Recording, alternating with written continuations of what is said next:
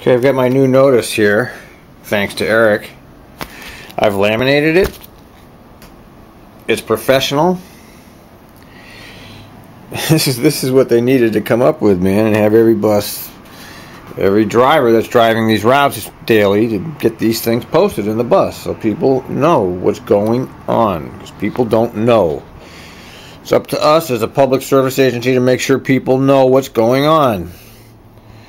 So thanks, Eric. This is great. I got all laminated. I got it saved in my computer, so if I happen to lose this one, I can always print another one.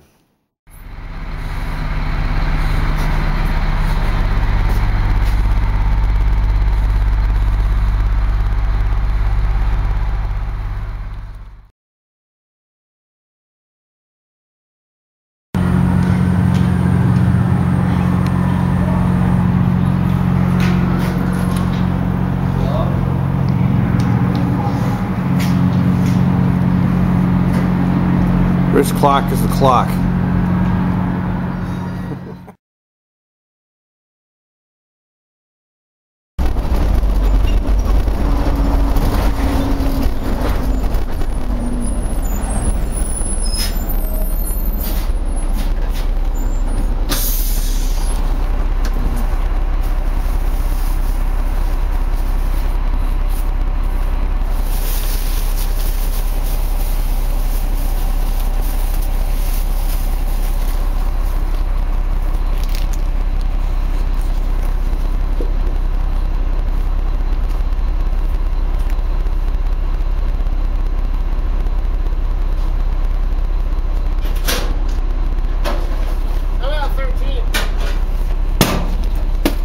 Oh yeah, now we're talking.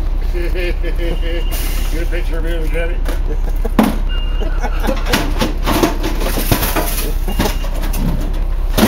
I expect preferential treatment. What's that? I expect preferential treatment. Absolutely. You know what? I saved the stop for you at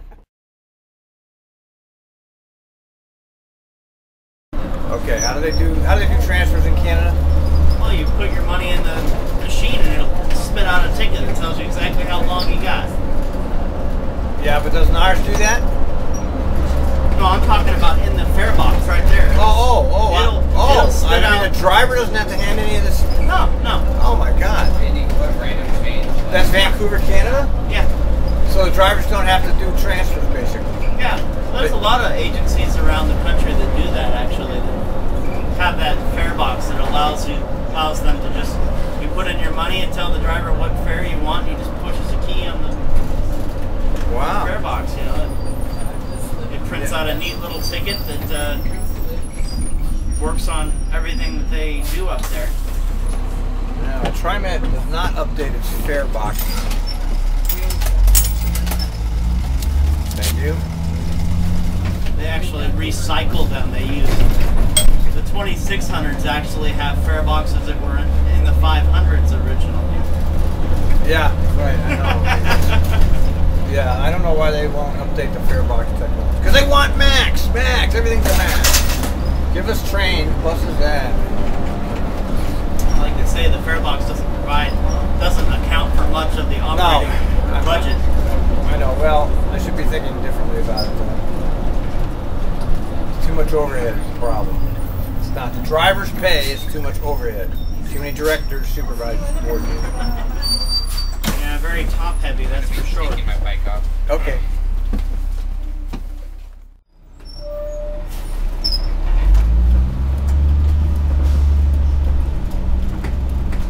Can I get in? Right here.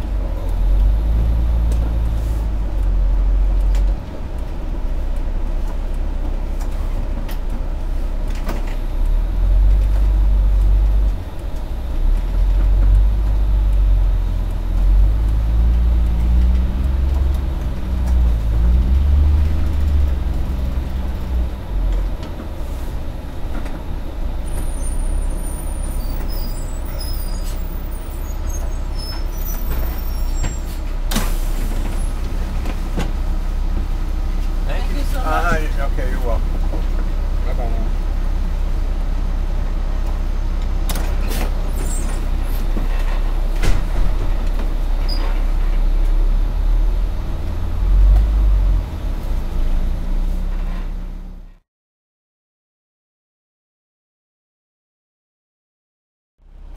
us about your ride on the West.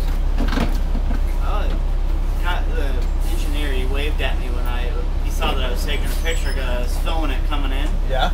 And so he waved at me, and then when I decided to sit right behind where the door is there, he opened the door and asked me if I wanted to watch because he was going to shut the door otherwise, and so he left his little door open so I could watch. Then when we got to Wilsonville, he decided to give me the tour of the front cabin there, the operator area. Really? Before we took off, because we had 26 minutes to wait there, so he gave you the full tour? Gave me the tour, told me what everything does and all that kind of stuff. And you took pictures of it all, hopefully? Oh yeah, I got pictures. Oh, I didn't get pictures of the cab, but I got pictures of all their buses down there. Happened to be a point where all the buses were in the transit center there. In the Wilsonville Transit Center? You mean that giant parking lot with nothing there? Yeah. Every bus bay was full of a bus. There are buses that go there, though. Yeah. What buses? There's Smart Bus, right? They have Smart, yeah. So they actually do meet the West. Yeah. So you actually can get out of there. Yep. Yeah, I'd like to find out. They have the bus that goes to Salem there. They have the bus that goes to Canby, and then they have the. And they all meet the West. Yeah, every single one of their buses stops in there. Yeah, well, that's good. And they're so does it look? How many people are on the train with you? Oh, it was probably about half full. You know, not too bad. Coming back, it was a little less people, but you know. About half, or a little less than half. Half of what came down there with me anyway. So probably about a quarter. Yeah, I hear it's not, ridership isn't very heavy, is what I hear. They had the conductor, every stop he'd come in and count all the people that were on the train after each stop. So I guess that they're actually, you know, paying attention to those numbers. Yeah. Yeah, I hear the numbers not so high. And, well, you know, businesses are closing and we're headed for a big time doo-doo. Yeah. So, you know, you already know what I'm talking about, and that is going to be spreading. So West is going to be not going to be needed if nobody has work out there. The railroad's happy, but because yeah, they got a nice little toy. West gives them a nice steady stream of. Yeah, but what about the citizens? Oh, citizens, yeah. Yeah, you know, this is always what it comes down to. Repeat that. What's that? There are 8 guys from the freight side. Oh yeah, 8 guys from the freight side. And so they're all loving it because it's a lot easier job. You know. So what railroads? What is it? Northern Pacific? Portland and Western. Portland and Western. They're the ones that run the rail along. So how many jobs did they get out of this? I hear they get a lot of money too. Oh, they got 8. They hired 8 new jobs. 8 guys out of there. Yeah. Right, out of the freight. Came over to the West. Yeah. And they love it because it's easy work. Easy for them. I was talking to the engineer, and he said, you know, it's just like driving the freight train, you know, same kind of deal. But it's better for some reason. Oh, it's just a lot easier to do. And I heard one of the conductors talking to a passenger. He's like, "Yeah, it's nice. I don't have to take a shower when I get home." Yeah, I bet you.